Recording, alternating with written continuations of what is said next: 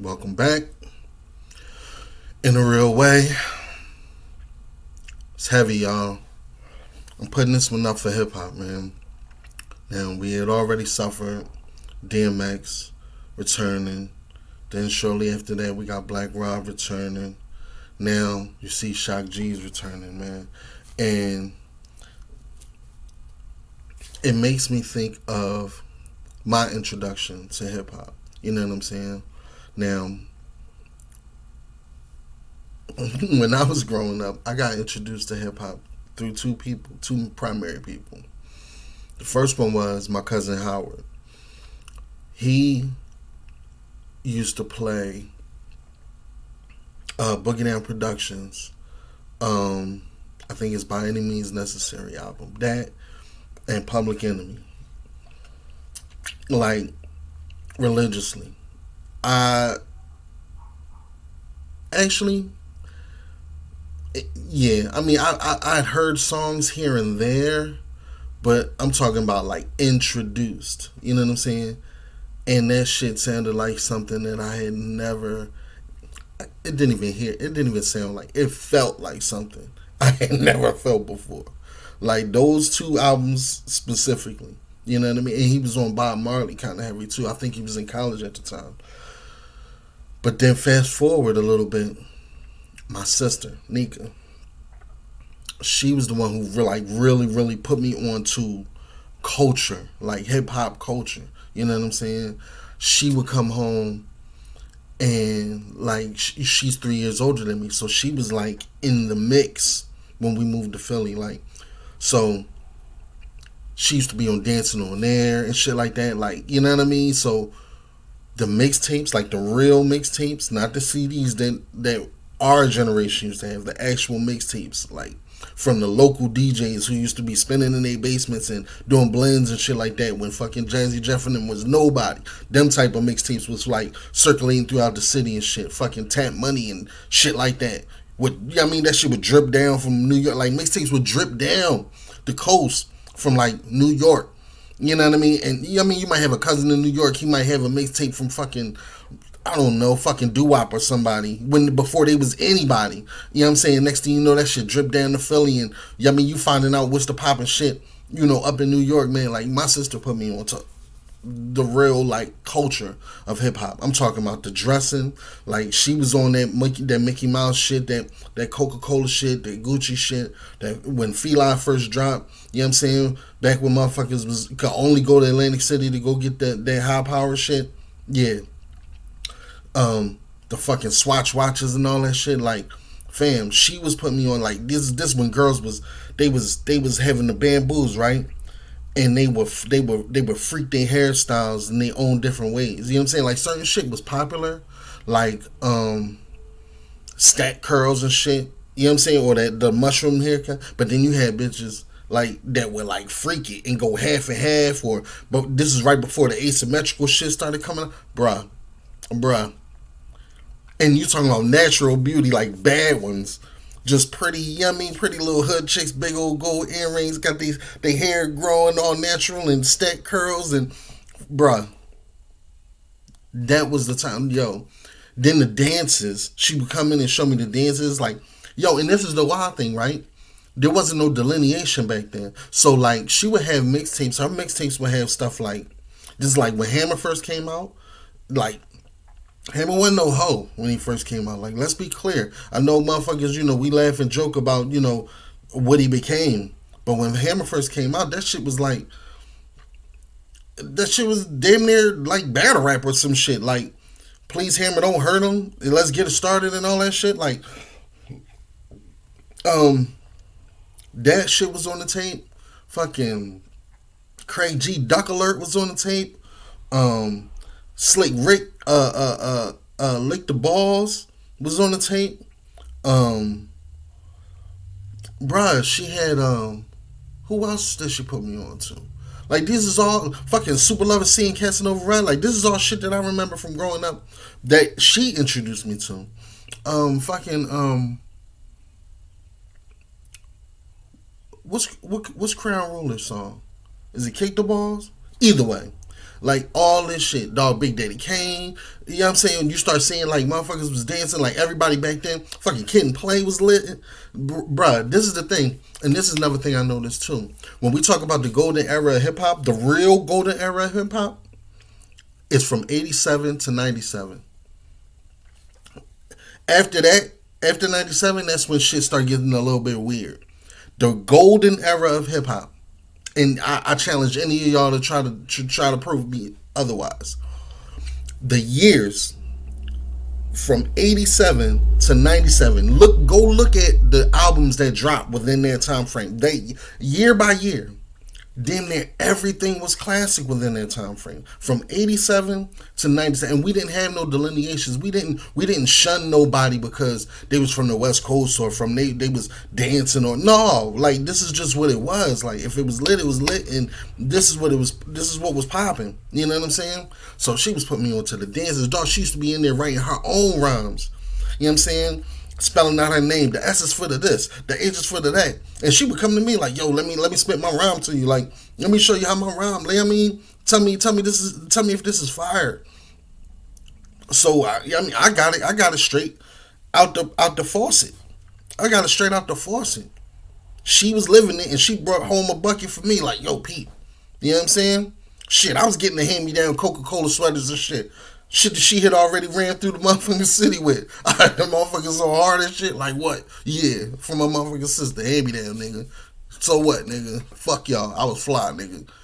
But yeah. So like these type of Humpty Dance, like that type of shit. Like she had me like sitting up late night to catch the new fly shit that was gonna play. You know what I'm saying? At a certain time. So like I would be recording this shit. And Humpty Dance was one of the motherfucking songs, man, that was one of the first songs I ever wrote all the words down to so I could memorize that shit. Humpty Dance by Digital Underground. You know what I'm saying? So like this is a loss. This is a big loss. Y'all gotta excuse me, I'm eating breakfast. And this is a big loss. This is a big, like, these three is a blow. So for I ain't gonna hold you. If you create music, hip hop music, don't stop. I don't give a fuck what nobody say. I know there's a running joke on Twitter. Oh, your man is, you know, he 40 years old and he's still trying to put out a mixtape. So the fuck what? So the fuck what? So the fuck what? Stevie Wonder, damn near 80 years old. I bet you he got an album that's sitting on deck right now. So the fuck what? This is our music. If we don't curate it, it's gonna die, y'all. Don't you see that shit? Don't you see that shit? There's no fucking age brackets. Our shit is only like 50, 60 years old. And you trying to make, yo, man, don't believe that shit. Don't believe that shit. It's not a young man's game. It's not a young man's game. Music, there is no such thing as a young man's game. That's shit that the labels sell to the young so that they can manipulate them out of the shit that they really deserve. Because they don't want y'all listening to the old heads that got manipulated when they was young. It's not a young man's game. Shit, fuck you mean? How's it a young man's game when you got niggas like Ross and 2 Chainz and whenever Hove want to drop, he drops, and fucking Tunchi, and come on, y'all, like don't drink the Kool-Aid. They tricking you out. They tricking you off the streets, man. They tricking you off the streets, man. It's music, man. It's art, motherfucker.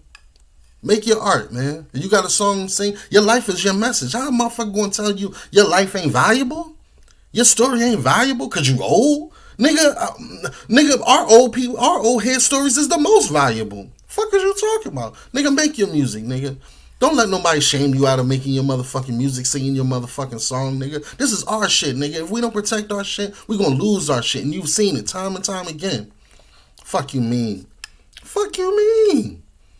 It's a young man's game. No such thing as a young man's game. If it's physical, then maybe. But I can't even say that because as you get older, shit, you start refining. You like, all right, fuck running all the way down there. I'm gonna shoot the motherfucking J from down here. Now, when you start missing that motherfucker, okay, now you've aged out of the game.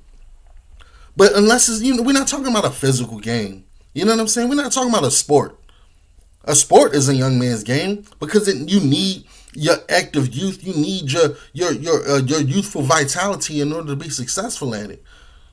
Come on, blood. Nah, no such thing. How is art going to be a how you gonna age? How you gonna put ages rules on art? That don't even make no fucking sense. That don't even make no sense. There's only few motherfuckers that actually put out classic shit when they was young. These are anomalies. Like Nas. Most motherfuckers had to age into actually crafting their best shit. Their magnum opuses. Shit. And then you could say Reasonable Doubt might have been his best album, but he was already a fucking grown man in comparison to everybody, to all his peers. So I don't want to hear that shit, yo. I don't want to hear that shit.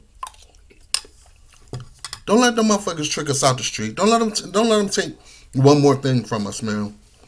Come on, man. And